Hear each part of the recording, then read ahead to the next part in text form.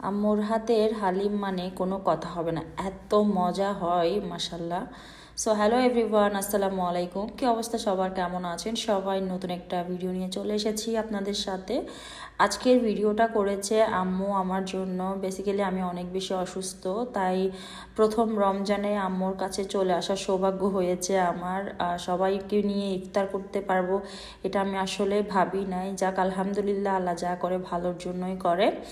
So আমি যেহেতু আসবো, আম্মু আমার জন্য আর সুমনের জন্য হালিম রান্না করতেছিল, কারণ আম্মুর হাতের হালিম এত মজা হয়।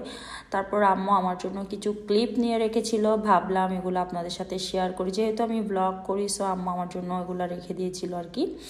তো হালিমের যে ডালটা, ওইটা আম্মু আগে মানে সেদ্ধ করে নিয়েছিল ভিজিয়ে, যেহেতু ঝটপট করেছিল।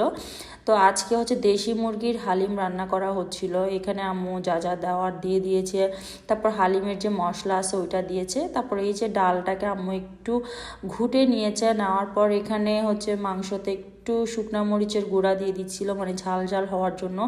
ট্রাস্ট মি গাইস, আমি নিজে রান্না করলেও আমার এত তৃপ্তি পাই না, যেটা আম্মু রান্না করলে অনেক বেশি মজা হয়। আম্মুর হাতের হালিম মানে অনেক বেশি মজা লাগে আমার কাছে।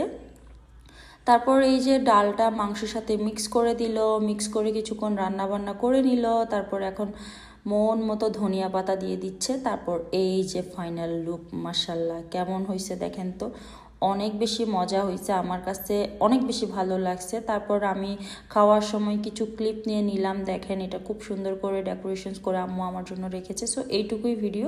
আল্লাহ হাফেজ।